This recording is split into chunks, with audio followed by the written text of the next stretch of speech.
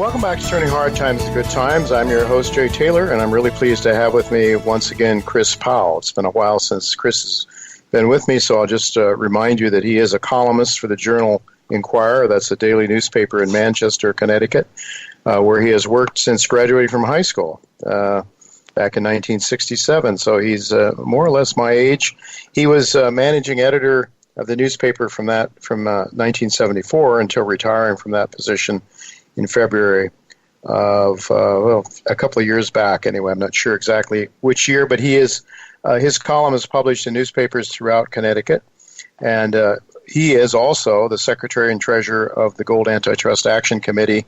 It's a nonprofit organization that aims to expose and oppose the manipulation of the gold market and related markets by central banks. And he's also involved in other civic duties and occupations, and he's run for an statewide office in Connecticut, and very much involved in a lot of things that are aimed at helping his fellow man. I've known Chris for a number of years and think very highly of him as a person, as a citizen, as one who is kind and helpful to those around him. So for that reason and more, we're glad to have him with us today. Thanks for joining me, Chris. Jay, you're too kind, but it's great to be here. Well, I think what I said is certainly deserved, Chris. And I just we want to ask you about what's going on in the gold markets. Probably nothing new. Over the years, people seem to behave the same way in their own self-interest, as they see it anyway, in the short term. But, there are people out there like, Jeff Christian is certainly a critic, who have despised in many ways, I think not so secretly, the Gold Antitrust Action Committee, and have suggested that the notion of gold manipulation by large banks is nothing more than a conspiracy theory. But actually, over the years, you have really documented quite well, I think very, very thoroughly, over quite a few years, maybe a couple of decades now, I'm losing track of time, evidence of gold manipulation and suppression. Could you explain to our listeners how the price of gold is managed and who is behind the management of, at least in the short run, the gold price? Well, Jay, it has been managed primarily for many years now through the futures markets, where investment banks, bullion banks, sell far more gold than exists.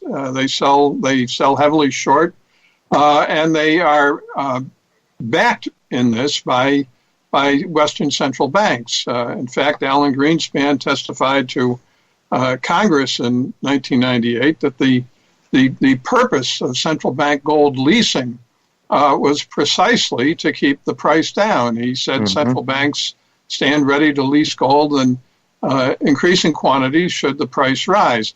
That's how it's been done primarily for, at least since the futures markets began back in gold back in 1974, 1975. If you have access to infinite money, if you can create infinite money, and if you can deploy it surreptitiously or in secret, you can control any futures market in the world. The British economist Peter Warburton wrote an essay about this back in 2001. It's posted on Gandhi's internet site. I think he was the first one to discern that the futures markets were being used and may have even been created precisely so central banks could divert the money that was looking for inflation hedges out of possession of actual physical goods and into paper instruments whose price could be controlled by naked short selling by central banks. I mean, this is not stuff that Gada invented. This is stuff that's been acknowledged, analyzed, and reported about by economists and other governments for many years. But the futures market has been the primary mechanism of gold price suppression for a long time. Jay, central banks working through bullion banks who really camouflage the intervention by central banks. Also camouflaging the intervention is the Bank for International Settlements in Basel, Switzerland, which is the central bank of the central bank. It advertises in its own promotional materials to prospective central bank members that its services include intervention in the gold market. We have that PowerPoint presentation on our internet site. So the central banks and the BIS are doing this intervention largely through intermediaries, so that they don't get caught. But there is so much evidence now, so much documentation, so many admissions by central bankers on the record that I think any halfway competent journalist could write this story. Unfortunately, I think really every mainstream financial news organization in the world is too scared to touch the story, even though most of them have gotten all this documentation from GATA. Yeah, well, certainly. So price discovery is being denied the producers of gold and silver, because it's true in the silver market as well, right, Chris? This futures market activity? Well, we don't have evidence of silver leasing directly by central banks. However, there's a good reason to suspect that the silver hoard that has been accumulated by J.P. Morgan Chase over the last decade or so is functioning as the equivalent of a U.S. government silver stockpile. I can't prove it. However, both Jamie Dimon, who's the chief executive of J.P. Morgan Chase, and the bank's former commodity desk chief, Blythe Masters, gave interviews a few years ago in which they said that J.P. Morgan Chase was not trading in the silver market for its own account, that it was doing its trading for clients.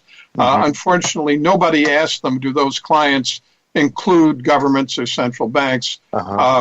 You can always look at the CME Group's central bank incentive program rules, which are posted at the CME Group's internet site and GATA's internet site, and have been filed with the Securities and Exchange Commission and Commodity Futures Trading Commission. The CME Group, which operates all the futures exchanges, major ones in the United States, is giving volume trading discounts to governments and central banks, provided they trade through intermediary brokers that are registered with CME Group.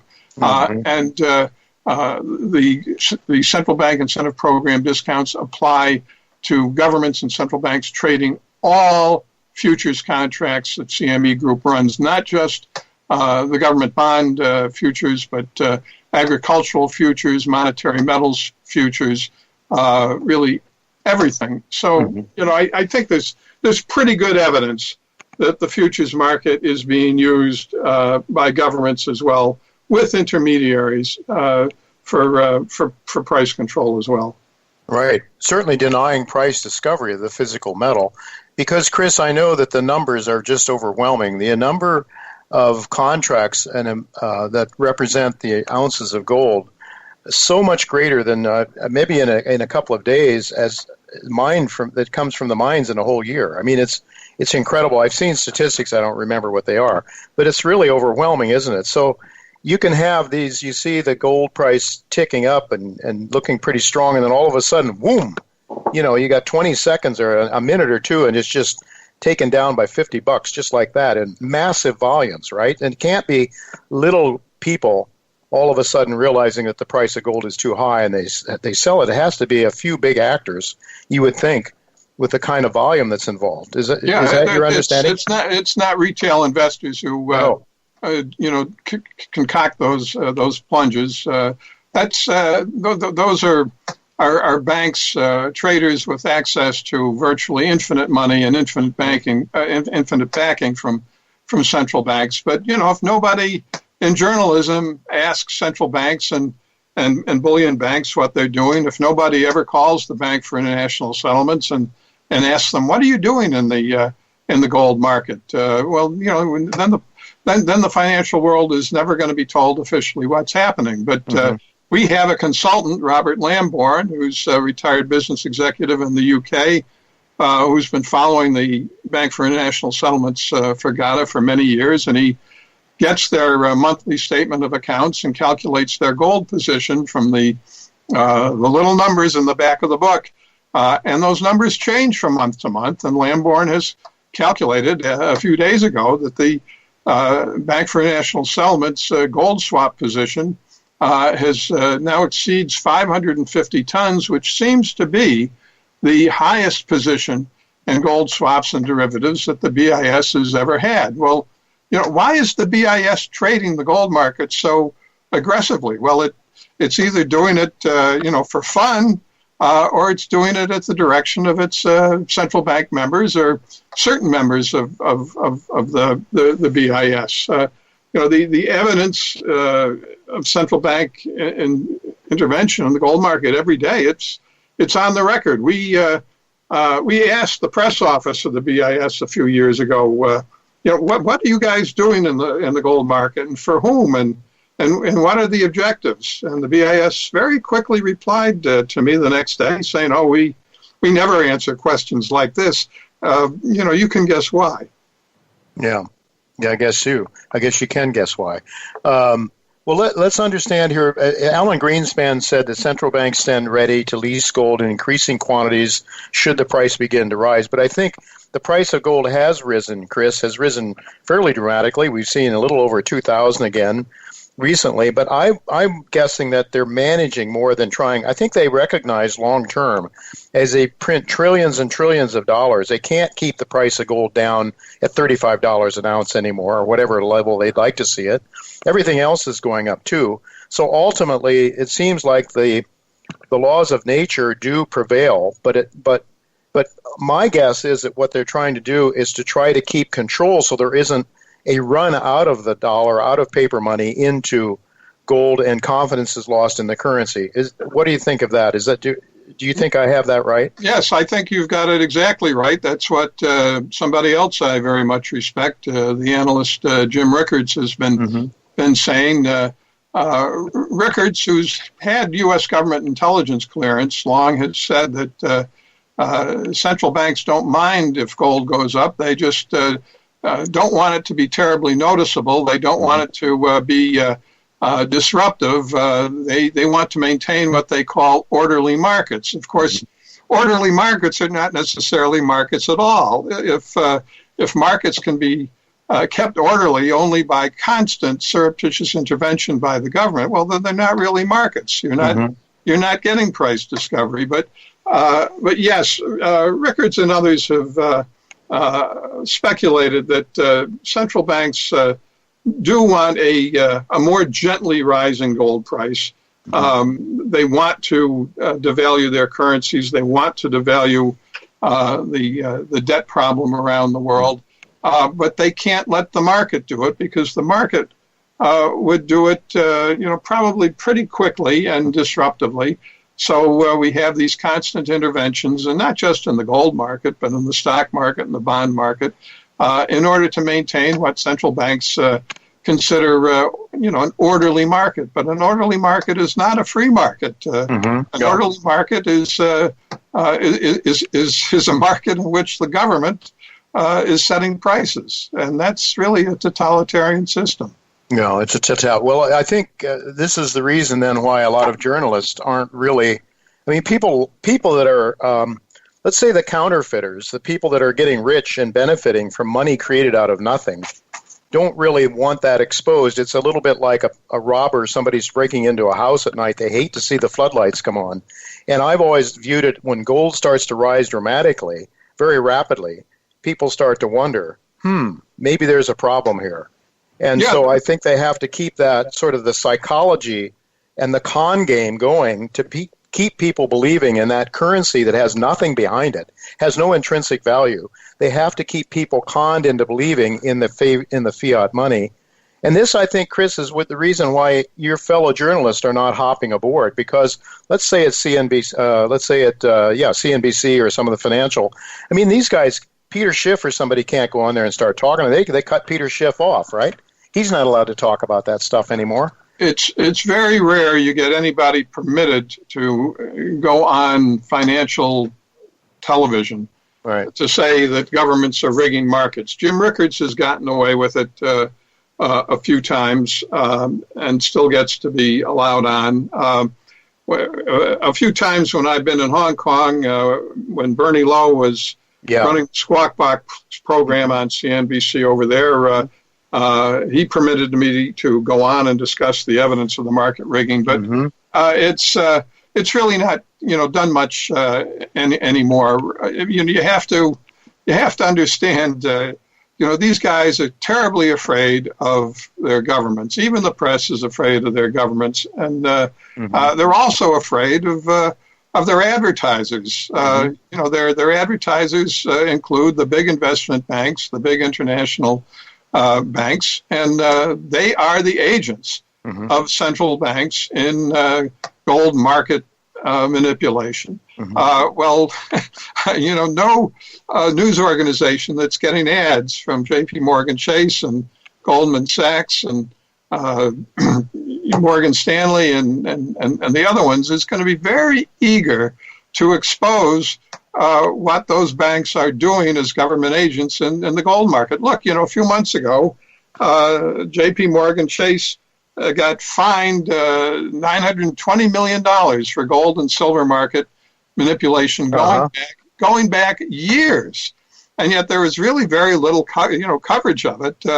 It's certainly something that might make some pretty good news stories, but not interesting. Financial news organizations are not very interested in all. probing the corruption of their biggest advertisers. Not at all, because they're all in the game along with it. I mean, everybody's benefiting, and once you have a socialist system where people get freebies, they don't want it to stop. So, Chris, we're really running out of time so quickly here. We got about 3 or 4 minutes left. I wanted to ask you about this gold swapping. Help our listeners understand how that comes into play. Now, you have at times people wanting to actually take delivery of gold, right? So they have to find gold. They have to find gold from some source to make some deliveries now and then, or else the people will understand that this is a whole fraudulent game. The paper is not really gold, it's just paper.